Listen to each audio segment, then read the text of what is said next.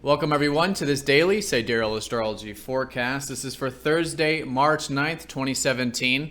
So today we have the moon finishing up in Cancer, going into Leo, second half of the day. So going from the more emotional side of things, reflective, intuitive with, connecting to our feelings, shifting into more of then taking those feelings, so to speak, and expressing ourselves. Leo's all about self-expression, creativity, and a bit of that wanting some fun and playful energy in our life. So that's the backdrop of the day. We don't have a whole lot going on astrologically. The sun is going to be sextiling up to Pluto from what we were feeling from yesterday as well, which is this opening for very much the same sort of things as Leo. The self-expression, the creativity, and the focus and the life force towards the things we're passionate about. But Pluto does this in such a way that helps us really connect to it on a deeper level. Maybe it's expressing ourselves on a deeper level here today, and just focused on things in that fashion, which then can give us both the playful, lighthearted side to life, but then the real, raw, and meaningful side as well. So it's just an opening with that, with the sextile. That's the major aspect for the day. And again, this sort of backdrop with the emotional in the first half, shifting into the expressive into the second half. All right, so let's go and look at this in more detail.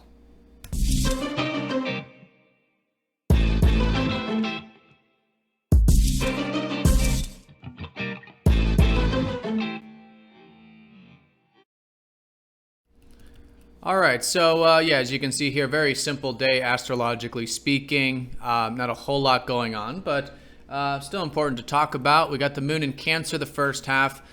Very good for the emotional side to life. Sometimes with this, spending time with home, with family, a bit of reflection on the past, connecting to those we're sentimentally connected to. All of this watery nature is very much emphasized when the moon's in Cancer. Now, mind you, we do have a lot of watery energy in Pisces, which is more about surrendering to the flow of life. We've had Mars here, we've had Venus here, and Mercury has recently shifted into here, followed soon by the sun, which will likely start to feel as well. So here our minds are going into that realm of spirituality, of intuition, sometimes a bit of cloudiness or nebulousness, fogginess, if we're trying to figure things out. And that's why it's so important with Mercury and Pisces to sort of surrender the mind, surrender the aspect of the self that wants to have things figured out and understood. And of course, that's not easy to do. Mercury is not well placed in Pisces by any means. So collectively, it is challenging, but also very rewarding, because what we're doing at this time is getting more in touch with our intuition, getting more in touch with the receptive aspects of life. And this can actually be very good for creativity, imagination, and again, understanding more about ourselves on a spiritual level. In fact, dreams, for example, can be very insightful during this time, especially with Mercury, which is all about thinking and writing. For like keeping dream journals or communicating, expressing, our dreams or whatever it is that might be coming to us at this time. So anyways, a lot of Pisces energy. So it's definitely still a very watery time, and we'll start to feel that more and more as the sun shifts into Pisces throughout the rest of this week. So speaking of the first half still, that's when the sun will be exact with the sextile up to Pluto, but we'll likely be feeling this all day long anyways, which is again this sort of opening to express ourselves in deep ways. All right, so I think it's great for that here today. It might be interpersonal. It might be just with our own personal focus. What we're focused on can be very deep. It could be brought in through your work. It could, again, be maybe through those relationships. It could be with the family stuff, just connecting on that level.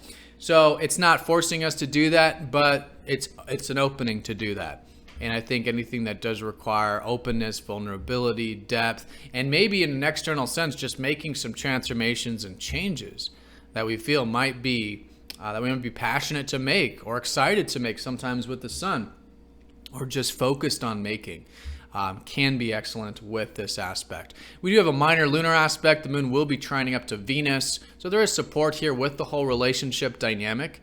And then also too with our values, it's just very easy to connect when the moon trines Venus. That can be connecting in relationships, but also connecting to the things we enjoy in life, and even on that material level as well.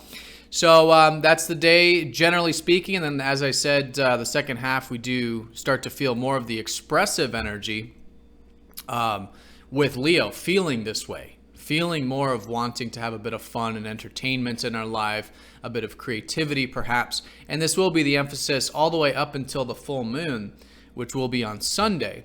And the full moon will be right in between Leo and Virgo. So we have another full moon involving Leo in a sense, because the last one, the lunar eclipse, was here as well. So another, now as we approach the weekend, more insight, more momentum to understand and continue to learn about that self-expression. And that's what the North Node in Leo has been showing us, is that last year and this year, there's this new direction collectively for each of us to personally learn more about what we're passionate about, what excites us, and again, that self-expression. All right, so I hope you guys have an awesome day. Thanks for watching, and I will see you all tomorrow. Take care.